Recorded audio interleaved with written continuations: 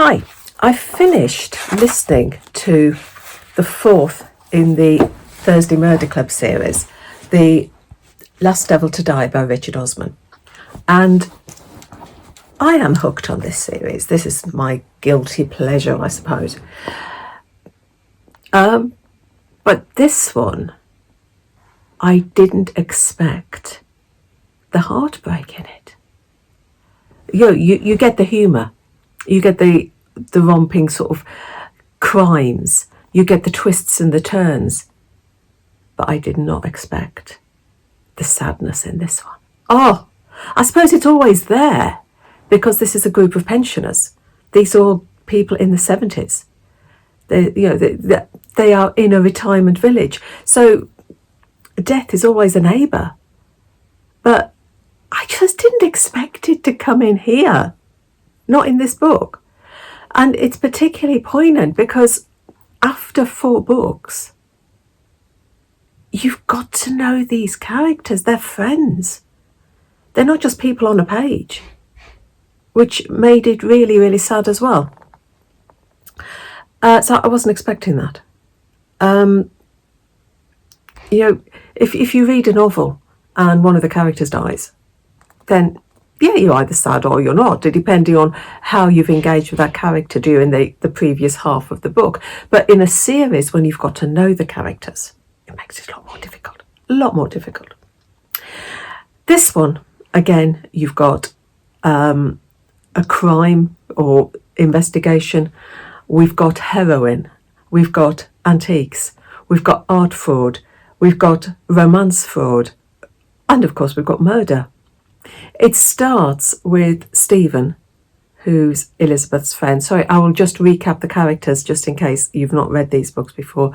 In Cooper's Chase, the Thursday Murder Club are Elizabeth, Joyce, Ron and Ibrahim. And they meet every Thursday and try and investigate cold cases. Anyway, Stephen is Elizabeth's husband. And his best friend, one of his friends, is shot. He's shot dead in a country lane. And so the group find out to discover why. Who was the last person he phoned? Why did he phone them? What was he doing there in a country lane? And the story evolves, and we've got the heroin, we've got antiques, we've got gangs looking for heroin that has gone missing. Is Kuldash, Stephen's friend, was he involved in this? And you've got a wonderful group of villains in this one. One of my favourite scenes is when Elizabeth gathers all of these villains together for a tea party at Cooper's Chase. And I thought that was a terrific scene because all these interested people who are looking for the heroin are gathered around this table with our 4 talking about the heroin and what they're doing, where it is, who's got it, who's doing the murders. And every time somebody comes in with sort of a plate of food, they swap the conversation to something, seamlessly swap the conversation to something totally mundane. I thought that's a terrific scene. Again, twists and turns, wonderful characters. And Joyce, you see Joyce come into her own in this one. You see Joyce becoming almost a leader in this one. She is still my favourite character.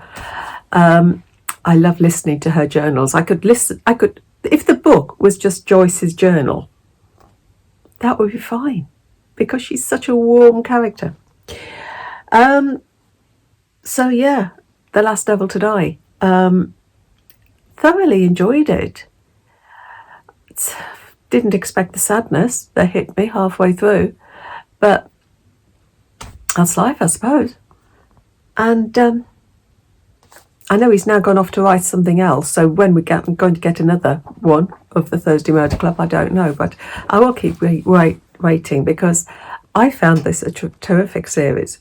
And the last 2 I've listened to on Audible with Fiona Shaw narrating, and she is fantastic as a narrator. So The Last Devil to Die, Richard Osman. Thoroughly enjoyed it, thoroughly recommend it. So happy reading. Take care.